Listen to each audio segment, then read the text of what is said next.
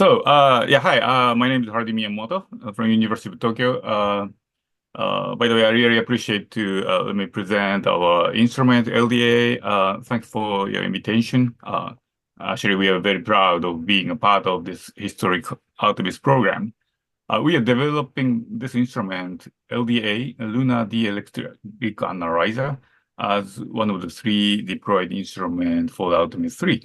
And our team members are listed here. I'm a PI, and Makito Kobayashi is the deputy PI. We are a scientist.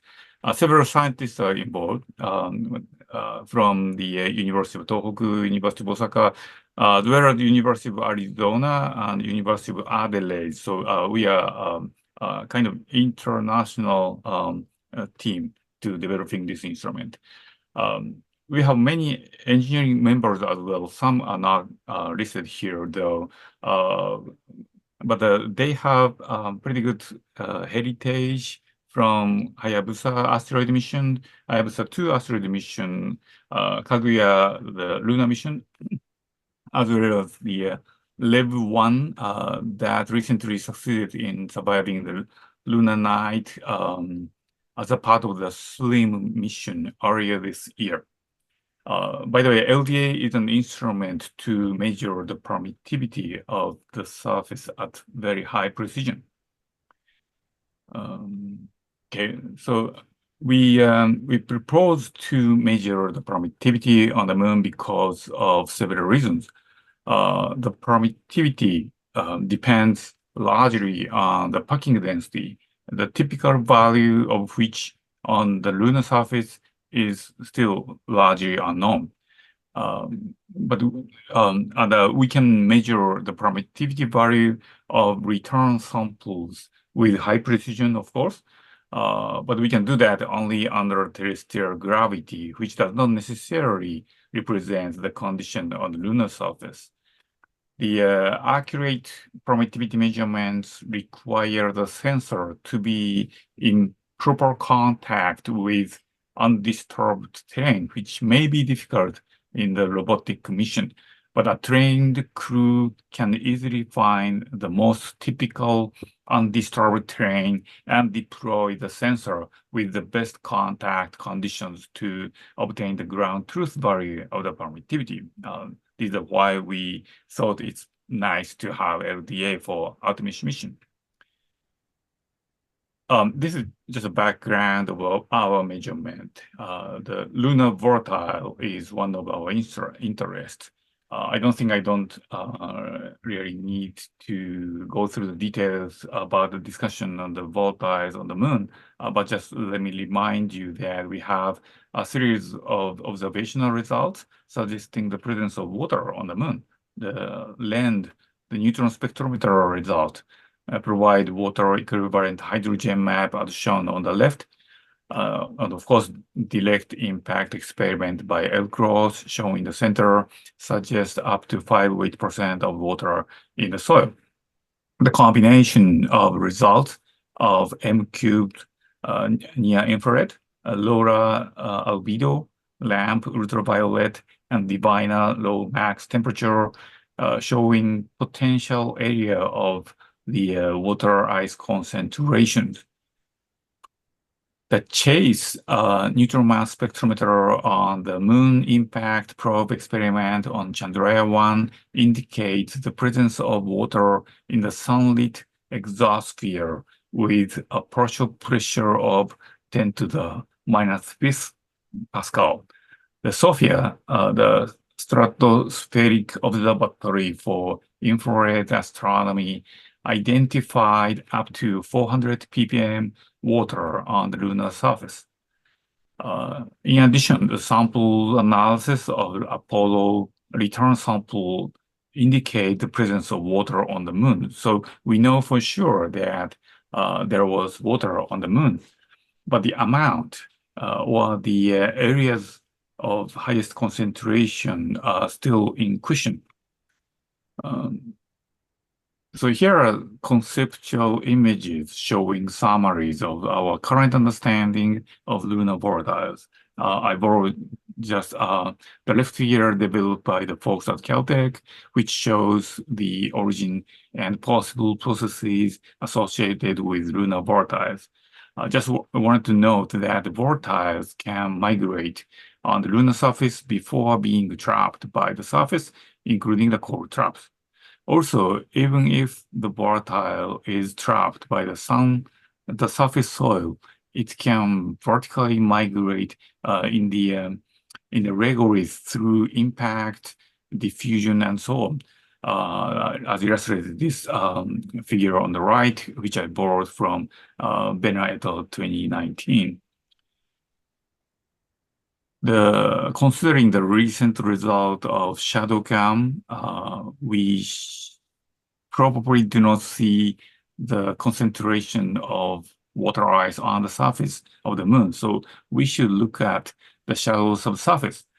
But shallow subsurface is complicated because, like for example, like the pumping effect or diffusion processes, the water vapor can vertically migrate, and the water is likely to be concentrated in the areas that has the lowest temperature even during the daytime. This is theoretically suggested to be maybe 10 to 30 centimeters, showing both of these theoretical studies. By the way, I borrowed these images from the Page et al. 2010 and Rees et al. 2021. So they suggested some area at the shallow subsurface, but I'd like to point out these models do not really say how deep it will be because the structure of subsurface is surprisingly not well understood at that very shallow subsurface. For example, a porous core sample. Of course, it's the wonderful sample collection, but these indicate a wide range of subsurface density distributions. The estimated bulk density range from 1.36 to 2.29 gram per cubic centimeters. The surface material on top would be very, very soft and loose material, so it is difficult to get the samples as it is by using the core like this. Basically, we don't really know the vertical variation in the density, but that is important for thermal conductivity. These figures show the current understanding in the bulk density profile compiled by FAR 2020. So basically, we do not know the density variation shallower than 1 meter, which is the most important depth for the volatile concentration. These models suggest rapid changes in bulk density in the shallow subsurface, less than 50 centimeter or so. And these are also theoretically expected, but no in situ data is obtained to determine if this is true. This is why we are interested in the permittivity. Permittivity is value that indicate the response of material to an electric field, but it can be also useful to estimate the nature of the soil. Okay. So this is why we developed this LDA instrument. This shows a kind of outline of our sensor. These photos from our BBM model, kind of first version of our BBM model. LDA has two sensors. One is microstrip line sensor, which can provide high accuracy values for the permittivity. It is attached at the bottom of LDA, so it will be placed on the surface of the soil. Also we have the broadband antenna, like Vivaldi type of antenna, which allows us to use different frequency range from the microstrip line. And also we may use this antenna in the same way as the ground penetrating radar do. So we can measure the permittivities at different depths. Let me show you a little bit about the principle of the permittivity measurement with LDA. LDA is basically a resonator. So resonator is widely used method in commercial permittivity measurement business. LDA measures the S parameters for precise tracking of changes in the resonant frequency, which can be converted to the permittivity. We developed this BBM and we confirmed that our BBM model can measure the peak shift, like from here to here, exactly as the theory suggests. So we are confident that we can measure the permittivity at very high precision. Our mission objectives include identification of water, if it exists, at an accuracy of less than 2 weight%. This corresponds to the permittivity accuracy of 0.05. So we just divide it by 5 as a margin. So we try to get the permittivity accuracy of 0.01, which is equivalent to the difference of about 0.5 megahertz. So this is the kind of system requirement for the development of LDA. This is the LDA system design that's shown in the figure on the right. The main box LDA is about 20 centimeter, 25 centimeter by 25 centimeter and 20 centimeter, kind of easy to carry with these two handle kind of box. And LDA will be deployed on the surface by a crew, and then we will ask the crew to expand the antennas and solar panel. Then LDA will automatically measure the permittivity every 1 hour for more than 5 days by using its primary battery. So for early stage of the mission, it does not need any solar panel, but LDA now has the solar panel. This is for the night survival capability. We have a reason for that. We try to identify the volatiles on the surface, but the volatile could be supplied to the surface by human landing system, HLS. Then we need to keep measuring the surface for a while, then maybe more than a month or so to identify if the volatile decays or not. So we can distinguish the measured volatiles are supplied artificially or they exist as a part of the nature. For such a long duration of the observation, LDA needs solar panels to support its activity after the long night. LDA tried to communicate with HLS by using Wi-Fi antenna, but after the HLS lift off, then we use this DT antenna, direct to Earth antenna, to communicate with the terrestrial antenna to send the observational data.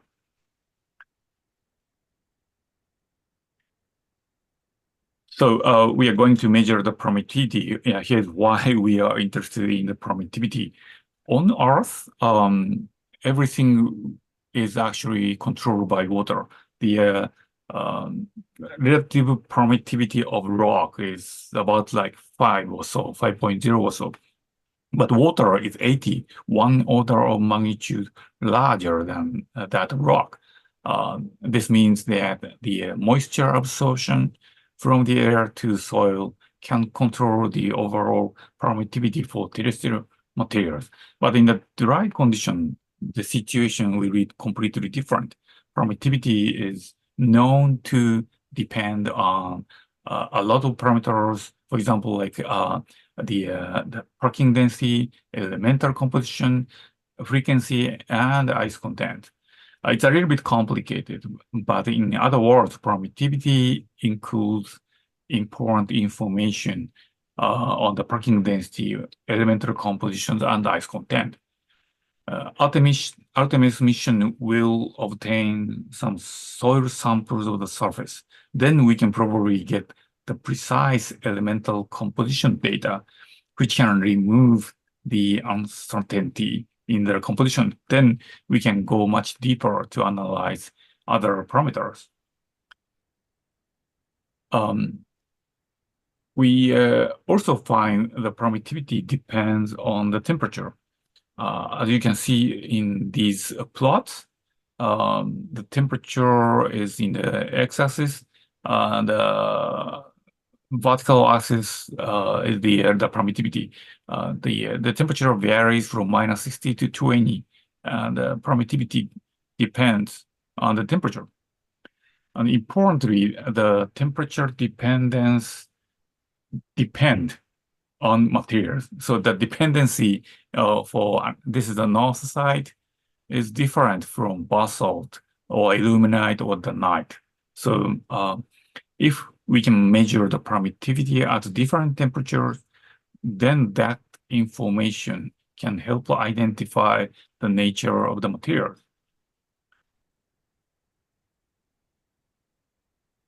We consider this finding is especially important for volatile identification on the moon, because we know that ice does not show the temperature dependence like rocks. So we developed a mixing model for the ice mixed regolith at different temperature. So if we can measure the permittivity at different temperature, then we can determine the porosity, packing density, and water ice content. Like so, like maybe we can get this star value in this figure. So we find that the identification of water ice in regolith with an accuracy of less than 28% requires the permittivity accuracy of 0.05. So as I said in the previous slide, we try to reduce the accuracy at the best with 0.1. This kind of high precision permittivity measurement at different temperature is the key to estimate the amount of putative ice in the subsurface. So for the temperature variation, we like to ask the astronaut to place the LDA near the shadow of HLS, so we can measure the permittivity at different temperature. The landing site will be the polar region, so the shadow spread very, very long, and it migrates quite fast. So if we put LDA in the sunlit region next to the shadow of HLS, then soon it will be covered by shadow, and then they go back to the sunlit region, so we can measure at different temperatures. Here's a result of numerical simulation of temperature changes. For the surface and subsurface temperature near the LDA, we expect appropriate and immediate temperature changes.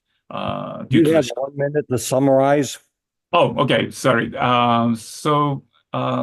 Let me skip we have previous observation by using the micro wave, but wanted to point out that we can probably estimate the permittivity by using the remote sensing data, but it is highly model dependent. So we really need some the ground truth value. So this is the final slide, just showing summary. The LDA will provide a ground truth value of the permittivity on the surface, which may be useful for analyzing the previous mini RF diviner, mini SAR, MRM data.